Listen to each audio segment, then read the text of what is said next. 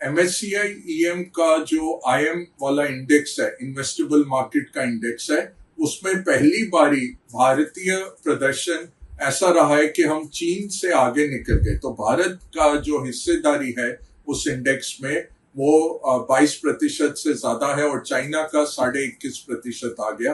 तो पहली बारी हमने इसको क्रॉस किया है।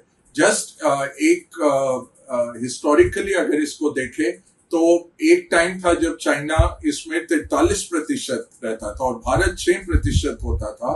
तो पिछले 10 साल का कमाल ये है जो हमारा इकोनॉमी का ग्रोथ हुआ है, सुदृढ़ बनी है इकोनॉमी, जो सारे पॉलिसीज लिए गए, कॉर्पोरेट्स ने जो क्लीन अप किया और ग्रोथ दिखाई। अब आप कॉर्पोरेट प्रॉफिट्स देखें, अगर कॉर्पोरेट प्रॉफिट टू जीडीपी का एक आंकड़ा हम मॉनिटर करते हैं जो इकोनॉमी के बारे में बताता है, वो जो आंकड़ा है कॉर्पोरेट प्रॉफिट बनाम जीडीपी, वो 3% से कम पे आ गया था 2014-15 में।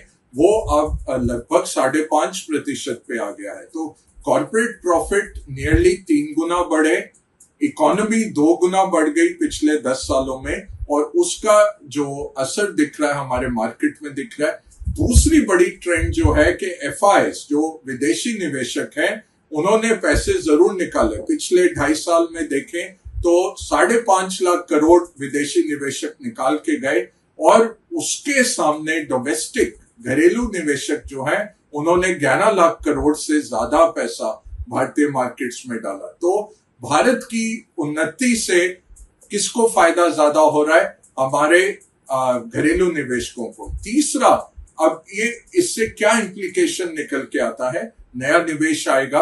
अभी बहुत सारे जो संस्थागत निवेशक हैं वो भारत पे अंडरवेट थे, बट इस तरह का आंकड़ा जब आता है तो होपफुली वो इक्वल वेट आएंगे और फिर ओवरवेट आएंगे।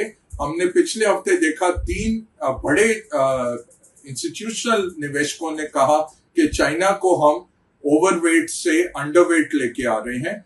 ऐसा पैसा भारत में आ सकता है और हमारे मार्केट्स को और सुदृढ़ बनाएगा। तो macro policy, macro economy, companies की बेहतरीन प्रदर्शन, डोमेस्टिक इन्वेस्टर्स का अच्छा लंबे टर्म के लिए पैसा डालना हमारे मार्केट्स में, और मार्केट्स का एक्सपेंशन, ये सब कारण है कि आज हमने ये नंबर देखा है और इसके आगे भी हम बढ़ेंगे।